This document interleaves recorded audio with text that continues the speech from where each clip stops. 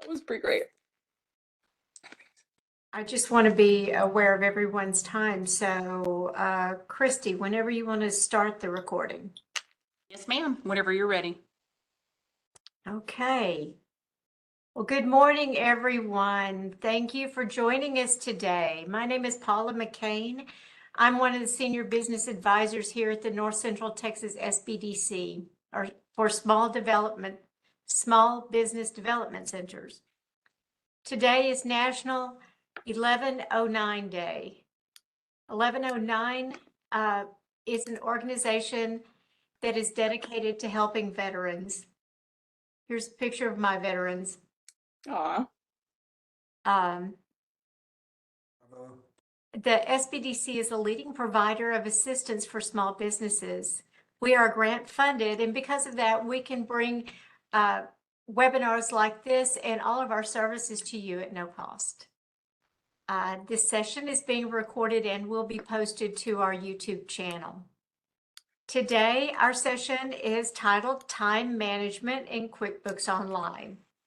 And we have Stacy Kildal that will be presenting. And if you could put all your questions in chat room, and we'll be addressing those throughout the presentation. A little bit about Stacy. She is an internationally recognized expert in QuickBooks Online and owner of Kildal Services, LLC. Stacy was the first QuickBooks Pro advisor to complete the QuickBooks Online certification exam, as well as Intuit's payroll certification exam, and is also certified as an advanced QuickBooks Pro advisor for both desktop and online editions. She's certified Enterprise Solutions Pro advisor and certified QuickBooks users. Wow, that was a lot. That's a lot of certifications, yes. Thank you for joining us, Stacy. Thank you so much for having me. I really appreciate it. I'm going to go ahead and share my screen.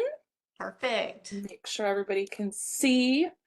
So we are talking about time management. A little bit of this is going to be QuickBooks Online, but a lot of it is just kind of like general time management. And I'll get into why this is kind of like my jam when we get into the content. So I really want to stress that your local SBDC is such an amazing resource.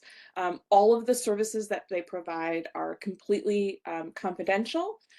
They are available to all residents of, I believe it's Cook, Denton, and I get this, is it Montague? Okay.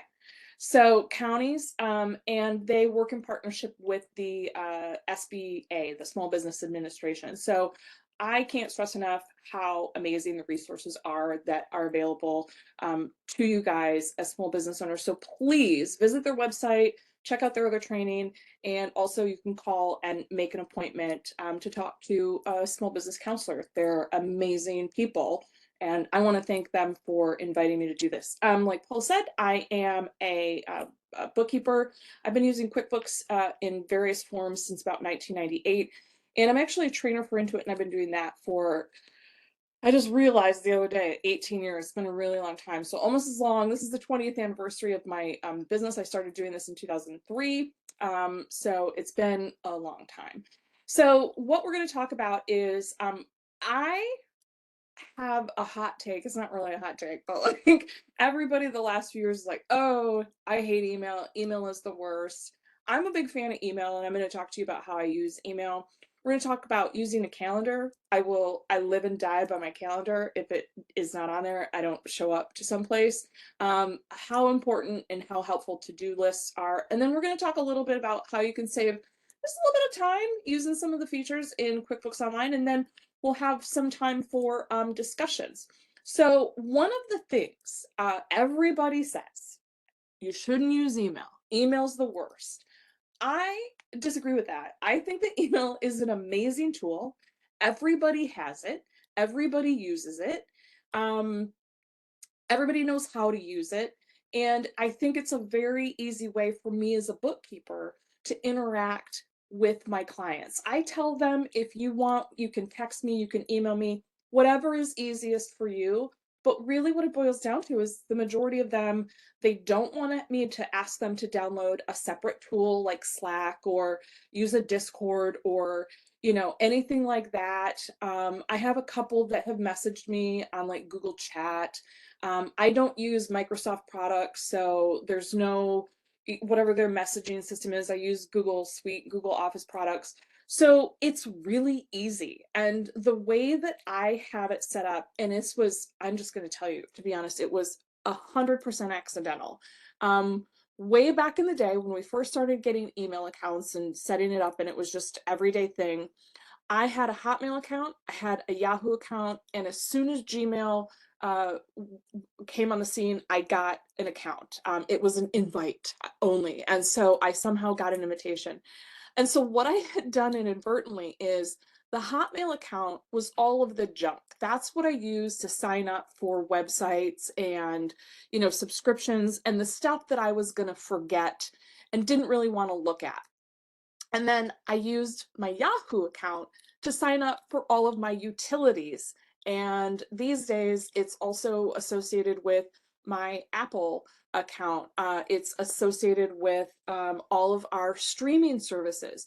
So it's really easy for me to kind of put the things in little buckets. And then when I first started my business, my Gmail account was just for work stuff. And now these days it's still through Google, it's still through Gmail, but it's my Kildal Services email address. And so that's one way that you can, and I understand that that's not the easiest thing, is to have multiple email addresses. And so one of the things that you can do with email is you can, when you're using like a Gmail account, you can add like your name plus something.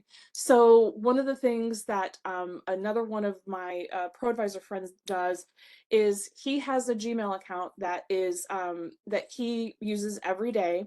And so what he does is whenever he has to sign up for something and he's not sure that he wants to keep that subscription, he'll do his name. So it'd be like your name plus, and then like sign up or spam or list or something. So if you put a plus sign at the end of your Gmail name before you get to the @Gmail, it will come to your regular email address. And so what you can do with Gmail is you can set up filters.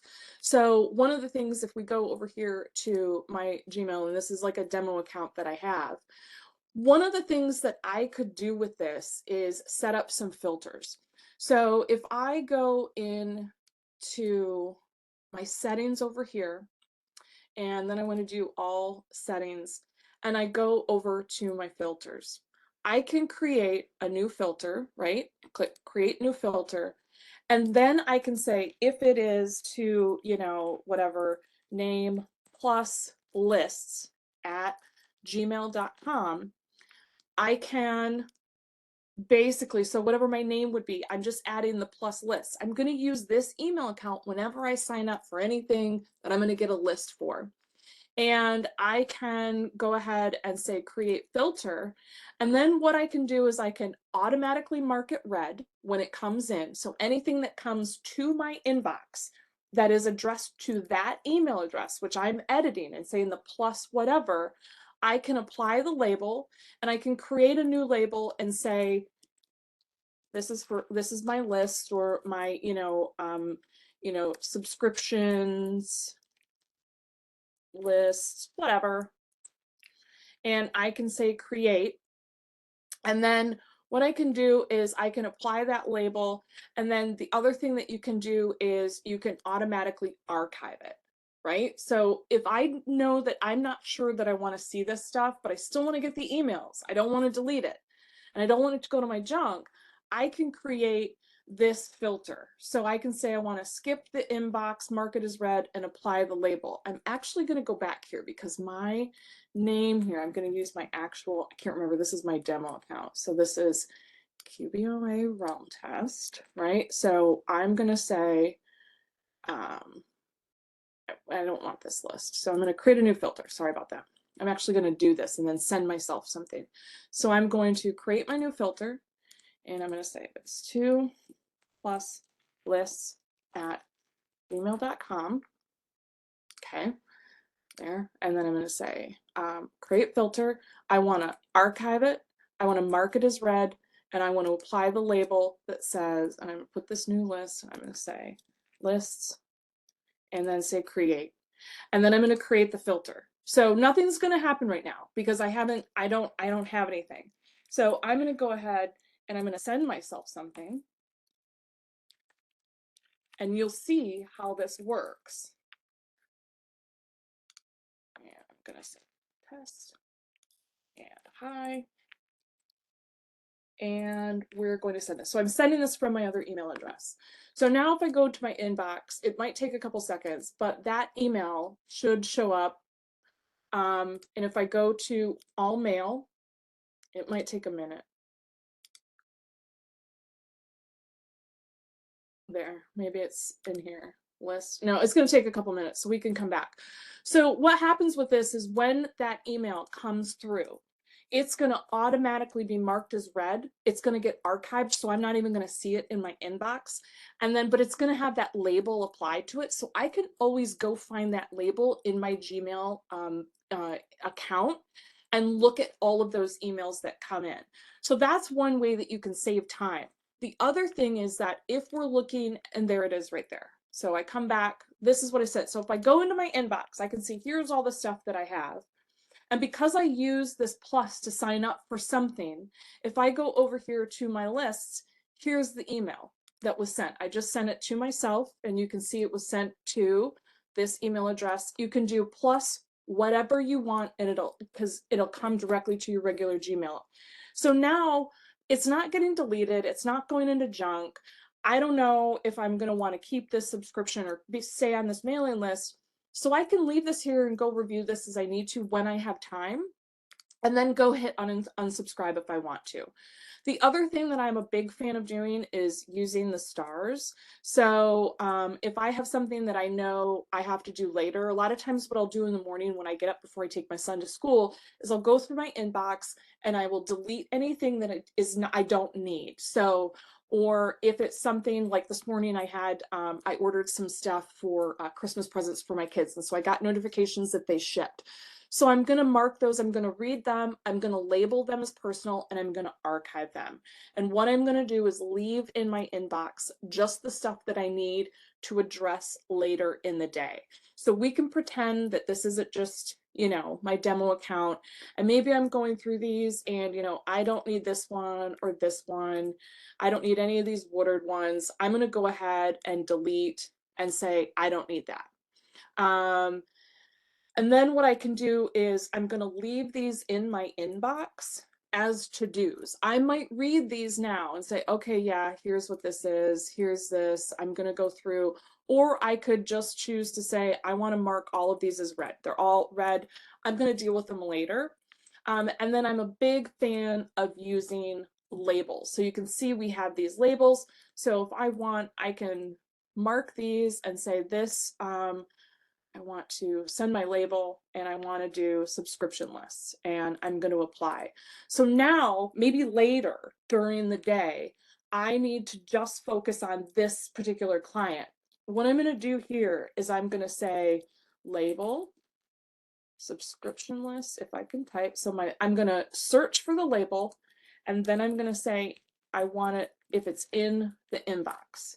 So what this is going to do, it's going to just filter all of the emails for just that label. So this would be like a client and what's in my inbox. This helps me focus. It helps me really stay on track and manage my time to get all of the work that's in my inbox done for that specific client. So that's one of the ways that I use email. The other thing that you can do is I can open this up and say, you know what, I don't know what I need to do. I don't have anything with this right now. I'm waiting. So maybe I want this, or I can't work on this now, but tomorrow I'm going to work on this. I can say snooze, and I can tell Gmail, bring this back to my inbox tomorrow morning, because I know I'll have more time to do that. So that's another really great way of managing that time. I am a big fan of snoozing, or there's an app called Boomerang that you can use. And then the other thing that you can do with these is if it's like an appointment, maybe somebody's saying, hey, I want to schedule something, I can go in here and I can add it to my calendar. I can create an event on my calendar. So that's just how I manage email. And then the other thing is I am a big fan of unsubscribe. I go through and if something is coming to my work email address that I'm consistently deleting every time it comes in, I realize, after like the third or fourth time, I need to just unsubscribe from this list and just continue, like just get rid of it. I don't need it. So that's one of the ways that I use email. Does anybody have any questions about that? I use it as my to-do list, basically. If I leave it in my inbox, that means that I have something to do. It's a task or something that needs to be addressed.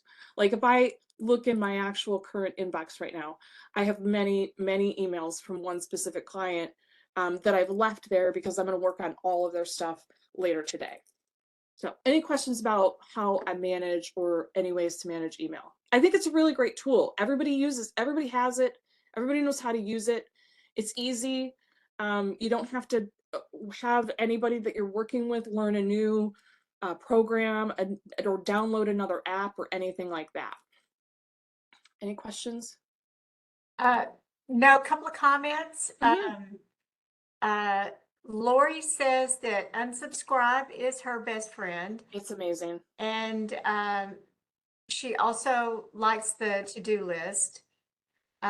Brett does have a question. Is there a way to have items go straight to a folder? Yeah, that's what that filter was. So Gmail doesn't necessarily have folders. It has labels, right?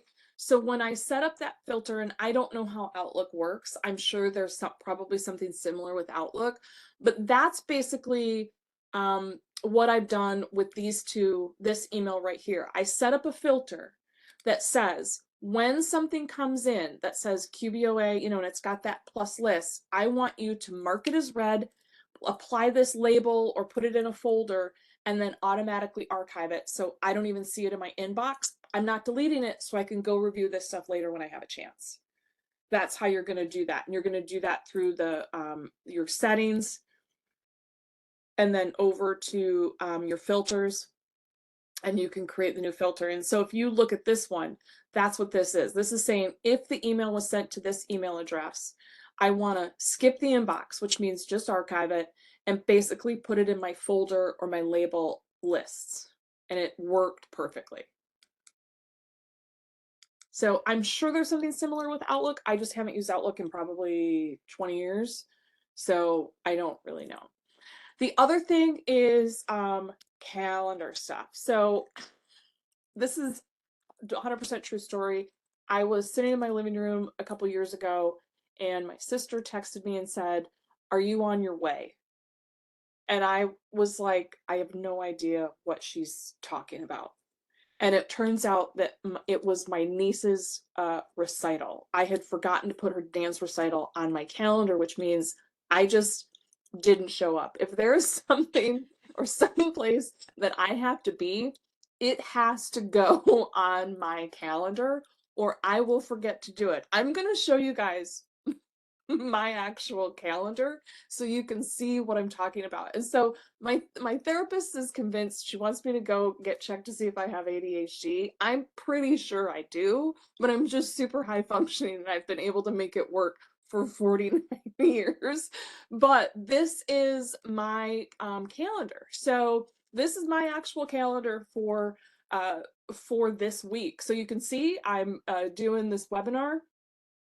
This morning, I had to drop my son off. I'm a big fan of color coding. So everything that is pink is what I have to do for work. Everything that is green is related to my son. I use lavender for my daughter. And what's really cool is all of this stuff for band. You see this, all of the stuff for band that doesn't have the little pink bar on it.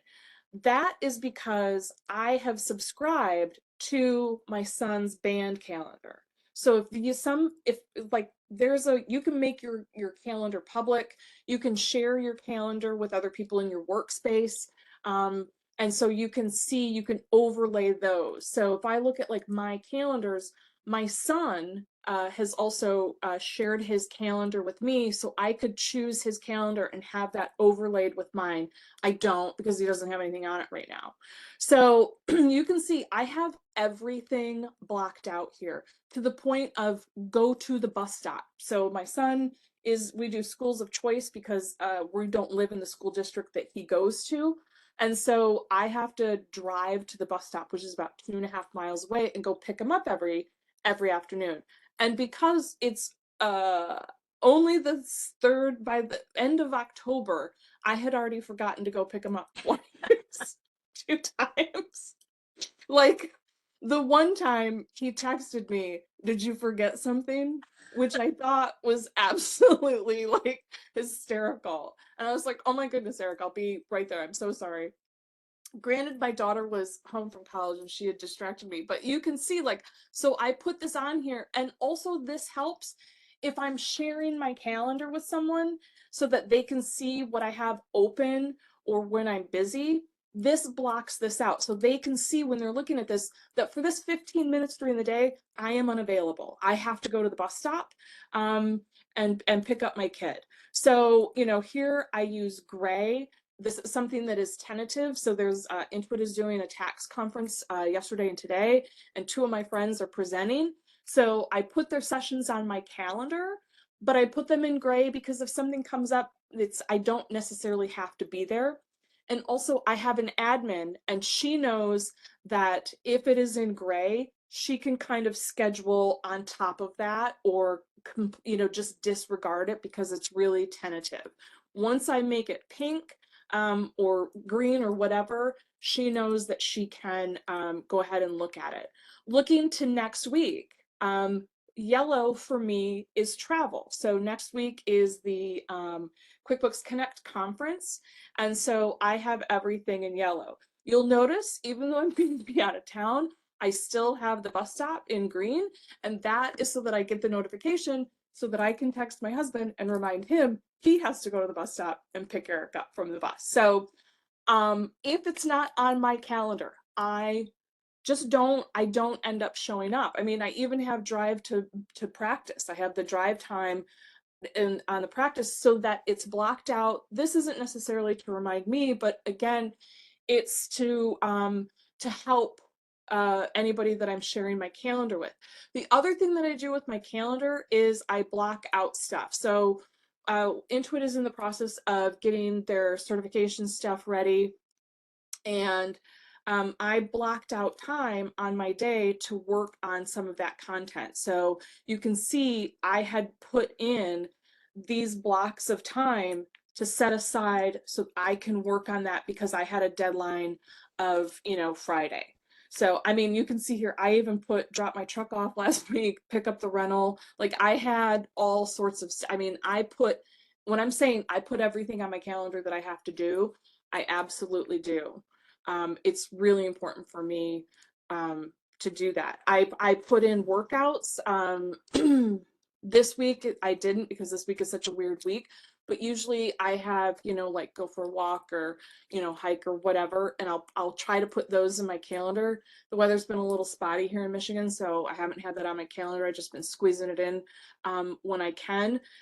Anything, if I have to be there, special projects, personal stuff, recitals, it all goes on my calendar.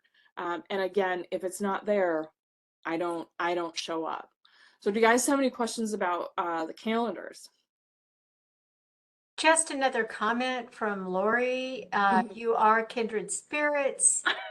She does live and die by her calendar, and we do have a color-coded calendar for our team. It is quite effective. It really is quite effective. You should share that one.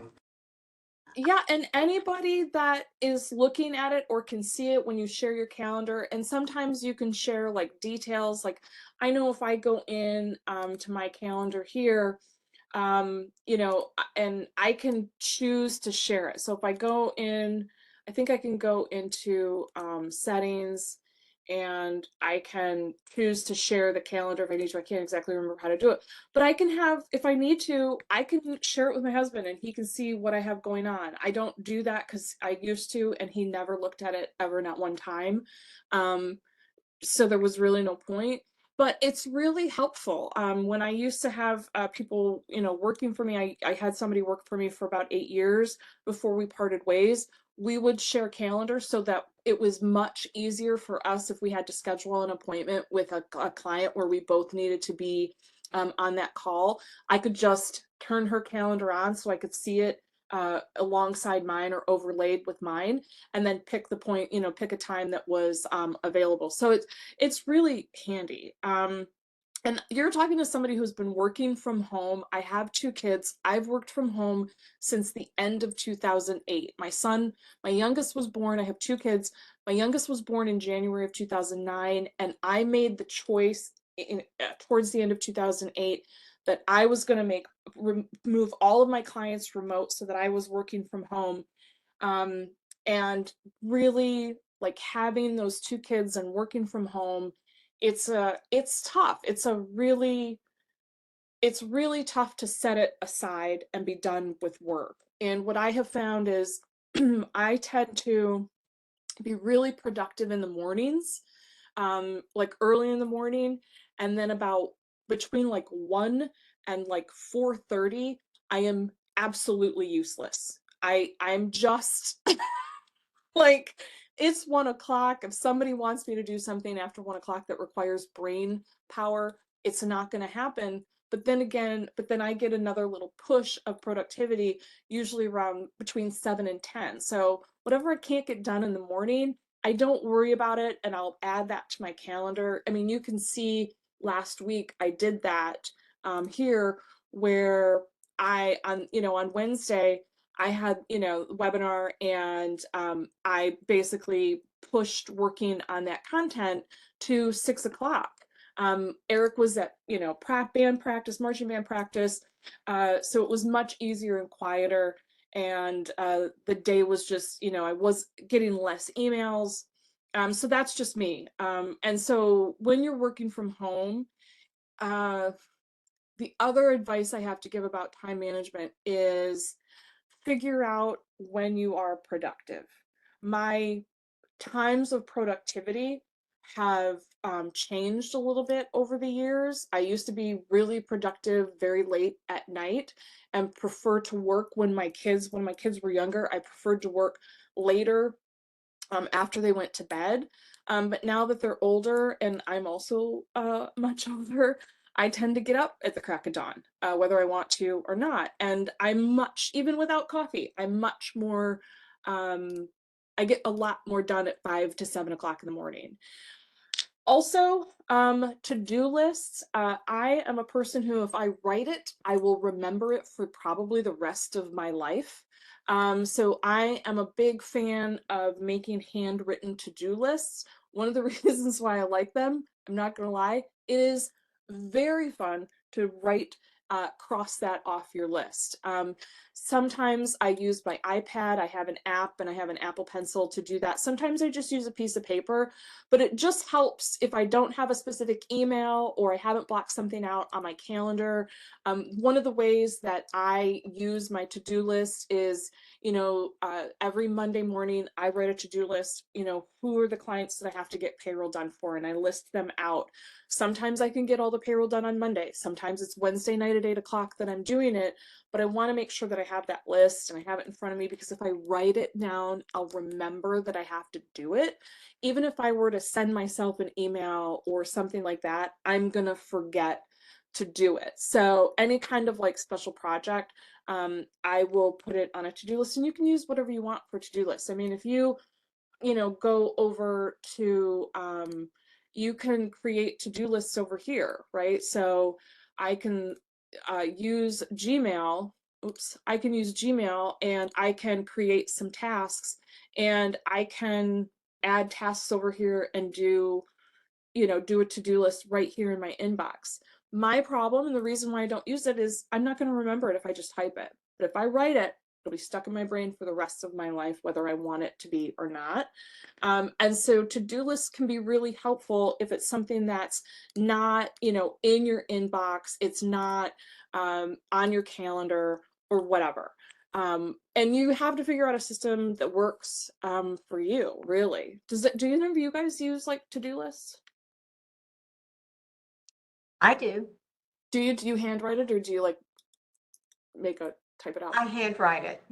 It's helpful, right? It really is. It's like almost like muscle memory. Yes, exactly. And so everybody learns and remembers things differently. And this is what I try to, as a trainer, I try to remember is so I learn really well if I read it or if I write it.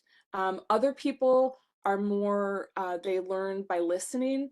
I can sit through, a session at a conference and love it, and it's amazing, and this is great. But if I don't take notes during that session, I'm going to walk out the door and forget everything all the amazing stuff that I just learned. So I always have to remember to take notes. Like I said, iPad, there's a bunch of note-taking apps that you can download. And if you have an Apple Pencil, it's an amazing tool because it's always right there and you don't have to carry around paper and pencil. But that's one of my favorite things is to-do lists.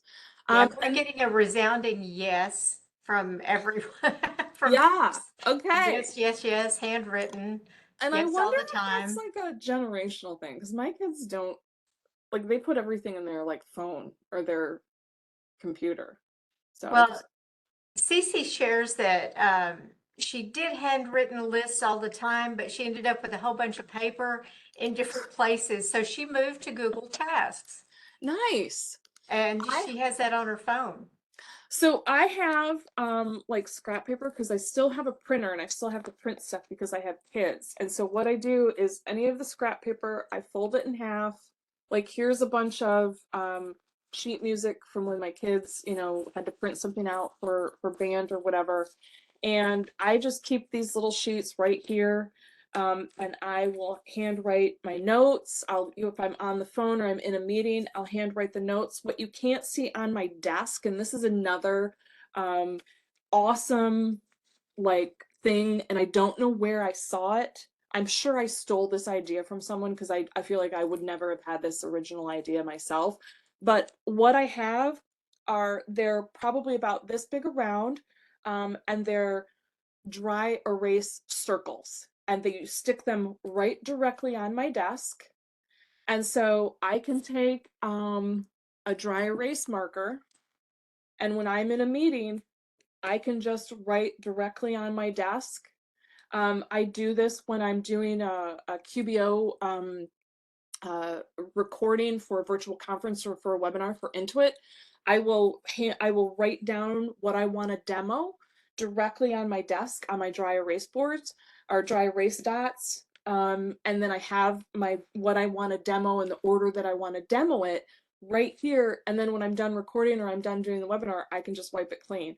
So that is a huge hack, and not a hack, it's just a tip. And it's been one of the greatest things I've ever done for myself work-wise. Is they're just, and you can get them from basically anywhere. You can get like a pack of 5 or 4 or whatever.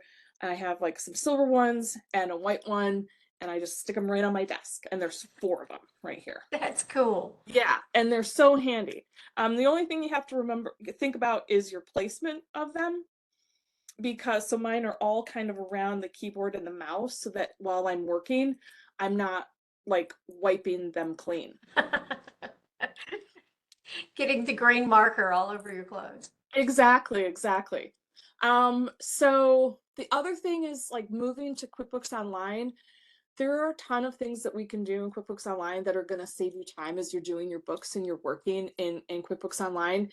Some of those are going to be using the bank feeds. I think the bank feeds are my favorite feature, like my absolute favorite feature in QuickBooks Online. Recurring transactions are amazing. I'm a big fan of bookmarks in your browser, as well as shortcuts. You can now customize the menu bar in QuickBooks Online, and we'll go through all of that stuff right now. Pretty high level. I'm just going to log into account here. Not going to do a huge deep dive, dig into this, but I'm going to go to one of my clients. We'll do which one is plus? So I want churros and burros. So one of the first things on the list are the bank feeds, and using bank rules, as well as the receipt capture. Actually, I have a thing that I have to record tomorrow, and I have a little bit set up for that using the receipt capture. So I'm going to jump to the receipts. So one of the cool things about QuickBooks Online is, well, first of all, let's talk about this. So one of the things that we can do to save time is you can customize this left nav bar now. So this is pretty new within this year in 2023, where we can now edit this, where before it was static and it had all of the stuff. And I think I mentioned that my therapist and I both suspect that I have ADHD. Like, I don't like anything on my desk. Don't look in my closet or under my bed probably, but like my dresser doesn't have anything on it.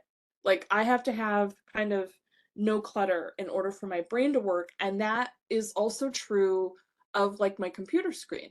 So one of the things that I love to do is I'm going to go in when I first, get access to a QuickBooks Online subscription or a client subscription.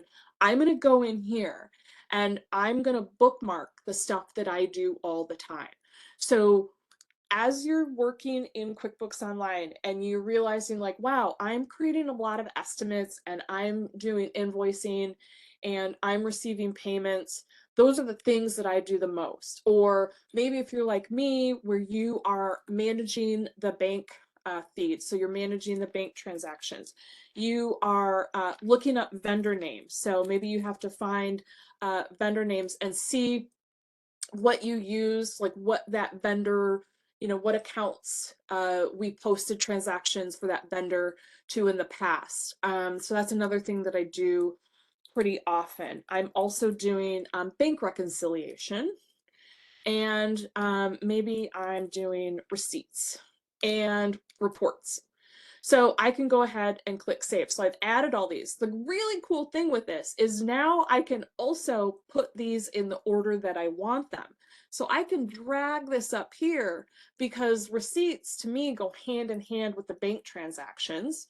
And then also I want vendors there because I'm generally managing the bank feeds and I'm looking up vendors to say, okay, this vendor last time, what account did we post that transaction to? And then I'm probably going to be looking at reports, and then I'm really only doing reconciliations once a month. So I'm going to go ahead and save. So now these are all up here in my bookmarks.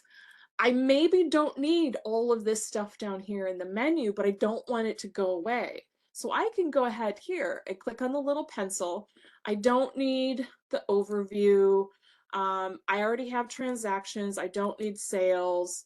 I already have reports. I don't process payroll. I'm not worried about the taxes.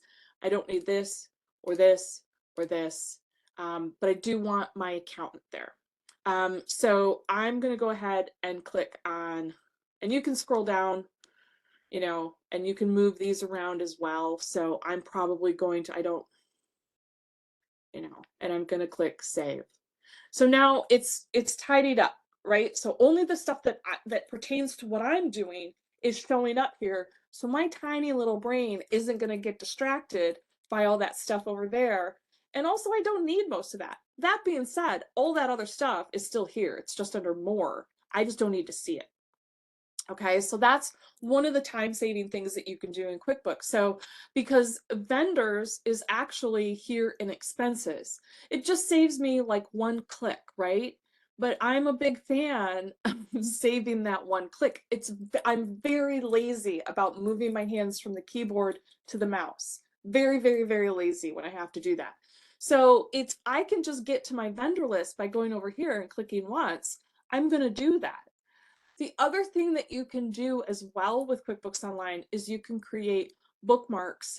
You can bookmark specific pages and add those to your bookmarks bar in QuickBooks or in Chrome. So we're using Chrome and probably any other browser.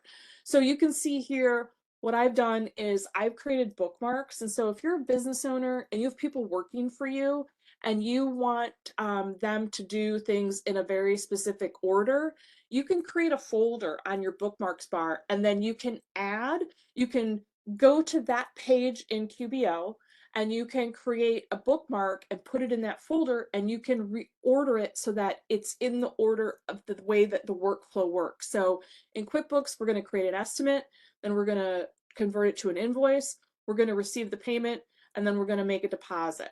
So I can edit this if I want. If I right click on this, and I can, well, actually, let's right click on this and choose edit. I can go into my workflow. Well, it's not going to let me. Sorry, this is what I want to do. I want to go in here and I want to delete this because I don't need invoice choice. That's what I'm trying to do. So how do I create this? So I'm going to go ahead and I'm just going to delete the whole folder, and I'm going to create a new one. So I'm going to right click and I'm going to say add folder, and I'm going to call this Stacy. And I want it on my bookmarks bar, and I'm going to click save. It's going to go to the end. Anytime you create a new folder, it's going to show up all the way to the right. So if you have enough folders or bookmarks, there might be a drop down where you can see more. I'm going to just drag and drop this because I want to bring this right over here. And so you can see I have nothing in there. Well, I want to add that workflow, so I'm going to go over here to the estimates. I don't have to create an estimate. I just have to navigate to the estimates page, click on my bookmark over here, my little star, and then instead of all bookmarks, I want it in the new folder, and then click done, right? And then I'm going to close, and I'm going to go over here to invoice. I'm going to do the same thing, which each step of the workflow, bookmark that, close, plus new. Next step in that workflow is receive payment. Please note that I'm also teaching the workflow for sales, and I'm going to say okay. So receive payment. The last step in that workflow is we're going to go over here to make deposit. I'm going to add that to my bookmark, right folder, click done. And so now I have this, everything's in the order that I added it, right? But if I wanted, I could rearrange this if I needed to. I don't want to do that. I want invoice to be after estimate. So, and then we can go in, we can say, you know what, I need to rename this, and we're going to call this our sales workflow, right? And so now I can tell the people that are working for me, I can tell my employees, this is what I need you to do. Just go here. You don't even need to have this left nav open. We can hide that if we want. So when you log in, hide that. And then what you're going to do is you're going to go in here, you're going to do estimate.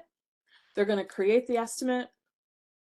And then they know that once the estimate is created and the customer accepts it, they're going to go to their sales workflow. They're going to go to invoice. It's going to automatically bring that up. So that's just another little time-saving stuff with QuickBooks Online.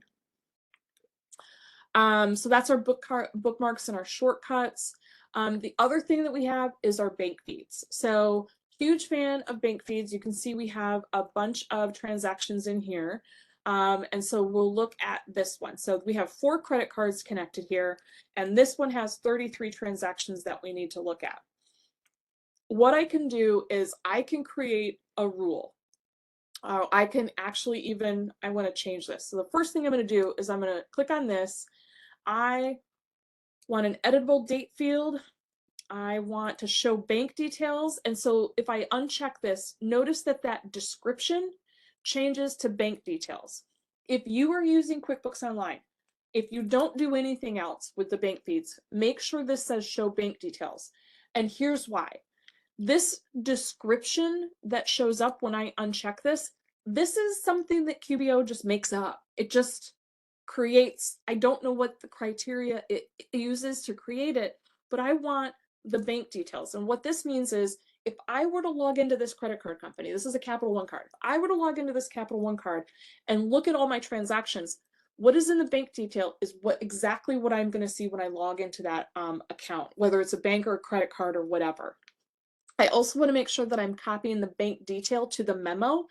If you're matching in QuickBooks Online, the bank feeds, you're not going to override whatever memo is in the transaction that you're matching to, but it will get copied in there as well. And so I also want to turn on grouping, and you'll see how this works. So if I turn off grouping, because the bank feed is sorted by date, it's going to group it by date. So it's showing all of the November and all of the October stuff. So I'm going to go ahead and close this out. Now what I can do to speed up things is I can sort this by bank detail. So you can see it's saying, okay, so this is everything that says Amazon. So I can now create a rule, and we'll go down here, and we've got this cashback reward. So I'm going to create a rule for this. So what I'm going to say, I'm going to click into this. I'm going to copy that bank detail. Note that it's been copied into my memo field, but I'm going to copy this, and I want to create a rule. So I'm going to call this cashback, right? And by the way, these are my actual credit cards, so please don't judge the transactions because my kids use, these are my Capital One cards, are the ones that my kids use. So no judgment, please, please. Okay. Right? So I'm going to say this is cash back. It's for money in. And so basically a credit to my credit card. I can have this for all of the accounts that are connected, but I'm going to set it just for this one. And what I want to do is say, if the bank text, not the description, because that's a made up thing that QuickBooks uses. The bank text contains, and I'm going to paste exactly what I copied from my bank detail. I want this to be a credit card. I don't want to be a credit card payment. I want this maybe to be, I don't want it even to be a transfer. I want it to be, we'll say a deposit. And we're going to call this, do I have an other income? I'm going to create a new account. So I'm going to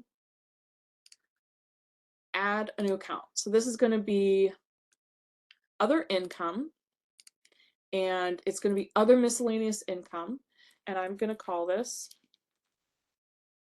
cashback dividends. You can call it whatever you want.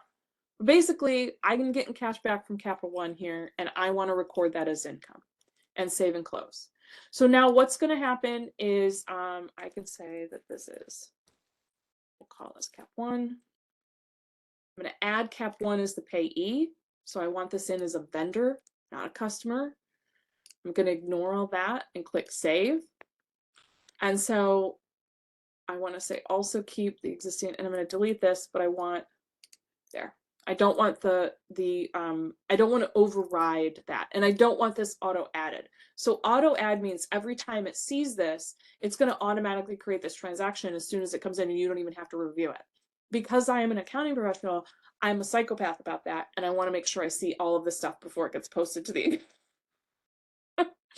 So now you can see this is super easy, right? So what we have here is I have this rule, and it's saying the rule is being applied, and it's saying that the vendor is Capital One or Cap One, and the account is going to this other income account, which is cashback dividends. And so to save time with this, I can just go ahead and say, hey, yep, everything here in cashback, I know what that is. And I can go ahead and accept that, and it'll post that to my credit card. So that is one way that you can use bank feeds and bank rules to save a lot of time. The other thing that's pretty amazing is the receipt capture tool. So a couple days ago, I created a fake receipt. I found out also the other day that you can find websites that will create fake receipts.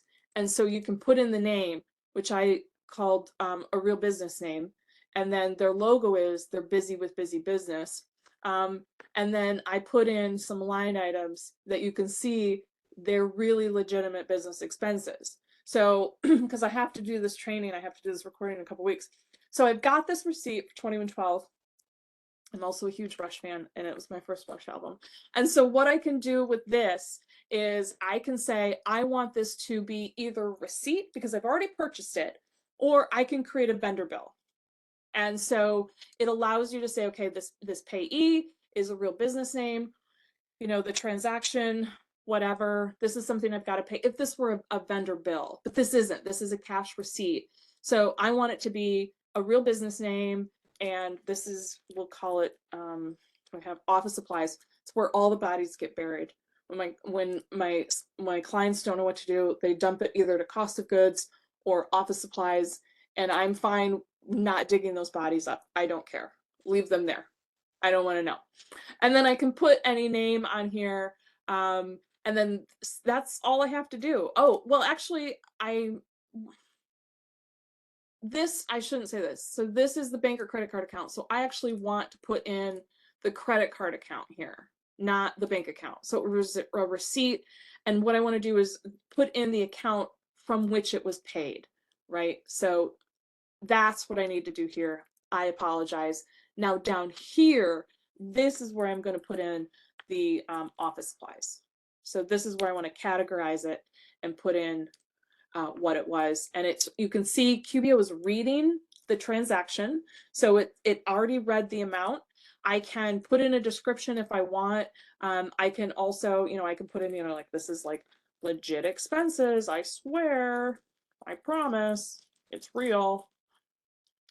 Can't type. And then if I want, I can assign this to a customer. And then I can just click save and next, and it would show a receipt. What's really cool about this, and I'm not going to do this because I'm going to need to do this later. What's really neat about this is the way that the receipt capture works with the bank feeds.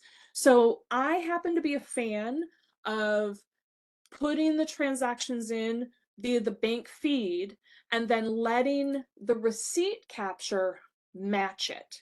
And I may have this option to show you in one of my other accounts, but it's really neat because if you enter it in through the bank feed and then you upload a receipt later, it will match it.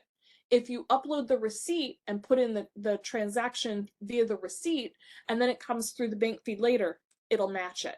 So it'll take that receipt and attach it to the transaction automatically, regardless of which way you do it. So I just want to see if I've got, I know there's one of these accounts that has this. So if I go into receipts, it might be one.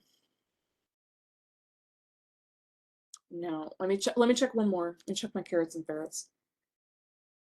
And it could be one of the other trainers maybe matched it up, but if I had it, it would be really cool to show it. How it matches, it's really, really neato. Yeah, so you can see here, right? So there's this transaction. So this receipt was uploaded. And what it's saying is, hey, we found a transaction that's already been either entered into QuickBooks or has been matched through the bank feed. And I can take a look at this receipt. Oh, here's another one. I guess somebody else. Okay, here's another fake receipt. Okay. And then it's saying, hey, it found this. I can click into this and have it look for the transaction. And so what it's saying is, hey, this transaction from 2020, it matches this. So it's already in QuickBooks and it's saying, hey, yeah, is this? And you can say, yep, I want to match. And then what'll happen is this receipt will get added or attached to the transaction, the expense transaction that's already in QBO. So those are just some of the time savers. The other thing that I want to talk about super quickly, because I know we only have a couple more minutes, is some of these keyboard shortcuts. Like I said, I'm very lazy about going from my keyboard to my mouse. So one of the cool things is if I am creating, maybe an invoice in QuickBooks Online, and I have a date thing, it's showing November 9th. If I want the invoice dated tomorrow, I can hit my plus key and it will automatically go to the plus, the ahead of the day. If I hit T, it'll take me to today. Y will take you to whatever the first day of the year that's showing. R will take you to the end of the year that's showing. W and K take you to the beginning of the week and the end of the week. And obviously M and H take you to the beginning of the month and the end of the month of whatever month is showing. The other thing that you can do is you can have QuickBooks do the mathing for you. So if I want to say, what is 100 plus 100, I can type that in and click tab, and QBO will do all my mathing for me and I don't have to worry about it. Because even though I'm a bookkeeper, I'm not so good at the mathing, although I could have done that one in my head. Just FYI, I could have done that one. And then closing this out. So there's a couple other transaction or keyboard shortcuts that will bring up specific transactions. So you can do, Control Alt, or if you are on a Mac, it would be your Command Option and then your question mark. So if I close out of this and I do Command Option I, oh no, it won't. It's not gonna do that. What is it? Oh, it's not gonna do it. Anyway, but you have keyboard shortcuts, sorry. I think it's Control. Might be Control Command or Control Option on my Mac. Sorry. Yeah, the Control Option question mark will bring up this list of stuff. That's going to bring up the menu of all the keyboard shortcuts. And then it'll be on a Mac, it'll be the Control Option and then whatever the letter is. So if I do Control Option I, it will automatically bring up like the invoice screen. So there's just some keyboard shortcuts that'll help you save time. I am a huge fan of that. I mean, I'm on my phone, on my iPad, and on my Macs, I have keyboard replacements so that I don't have to type so much as well. So I'm a big fan of all those keyboard shortcuts. You can get a hold of me if you want, Stacy at stacyk.net. I'm gonna skip past this one if you guys have any questions, and then I'm gonna leave this up while we do any of those questions or comments. It looks like we've addressed everything in chat already. Well, yay. Yeah, we're already, if anyone has any comments, any questions you have, just throw them in there or unmute yourself and talk to Stacy directly, but we're good. Yay. And I thought this was going to be a short one. I guess I can talk for a lot longer than I thought about time management. Oh, no. Good stuff.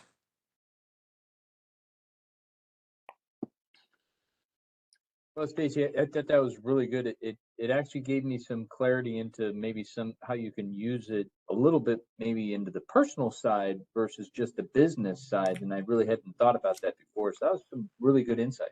Oh, well, thank you. Yeah, my calendar is everything. It's my personal and my business, and it's all there. And so I don't have to flip back and forth, but it's really helpful. I think especially if you're working from home, because those lines can get so blurred. And I've been working from home for basically 15 years now. So it was really helpful. It was a crash course in like time management when I decided to go remote. Yeah, and I also feel better about some of the transactions on my own credit card. So thank you. Oh gosh, it's like, and that's what I tell everybody. I'm like, these are my real credit card transactions, so don't judge. And they're the ones, because I give my kids the Capital One because they have little balances, so they can't do too much damage. But some of the stuff, I'm like, oh my gosh. Well, I can tell you that I have, whenever I come in the morning to the office, one of the first items I open up is the calendar. And when I put something on that calendar, I have a backup calendar that I also share it with. So. Oh, you know what? Another really great time saver that I want to show you guys is in Chrome. And hold on one second, because what I'm going to do is I'm going to show you with Google Chrome, you can set up starting pages, right? So when you start up your browser, these are the pages that automatically open up for me every time I open up Chrome. I start with my daily affirmation here, which is "You are all right." If anybody wants this, the website is "Am I all right?" And the answer is always "You are all right." So this is one of my favorite things that I did for myself during pandemic, because it was so, like, 2020 was so stressful. And so I see this and I'm like, you know what? I am all right. And then I'll close this and you can see I have my inbox, my mailbox, my calendar. This is my work stuff. This is just stuff that has like stuff I need throughout the day. I've got my, my chat, my QBO, and then my Slack account. So you can set up those starting pages if you go into your your settings in Chrome. So if I click on settings, you can go in here, and I don't even know where it is. I can't remember. Default browser, search engine appearance. I can't remember where it is, but if you go into your settings in Google Chrome, you can set it up so that you have specific pages that open up, and they're just automatically there. And that way I don't have to spend time. It's just like that last, just a tiny little bit of time that I don't have to spend navigating to all of those pages. The other thing that I can't recommend enough is a password manager. I use Dashlane, and so I have mine set up so that it will automatically, when I go to QBO, it just automatically puts in my username and whatever, so it'll automatically log me into certain sites, so I don't even have to worry about that. Just another little time saver that I love. Great. Well, thank you so much. We have really enjoyed this. Okay, I lost everything. Where is everybody? Okay, we're back. Okay. Let me share something with you. This is going to be a list of our upcoming webinars. We've got a few more till the end of the year. Next week, we have Ashley Smalley coming back talking about foundations of leadership. Then the week after Thanksgiving, we've got Stacy coming back with selecting and setting up QBO. Ashley with managing your time. And then Ashley again with the way we work. And then that following week, wow, first week of December, Stacy's back with two great presentations. Looking forward to more on QBO. You can use the QR code at the top of the page to register for webinars. It should also take you to our website where you can get contact information. You can schedule an appointment. You can register for webinars there too. Or you can find some additional resources that we have included for our small business owners. And I do want to thank our benefactors. Since we are grant funded, I want to give a shout out to the Small Business Administration, the state of Texas, North Texas SBDC Regional Office in Dallas, and the North Central Texas College, our host institution. Thank you for joining us today, and look forward to seeing you next week. And Thanks, you guys. thank you. This will end the webinar. Thanks. Bye. Bye. Bye.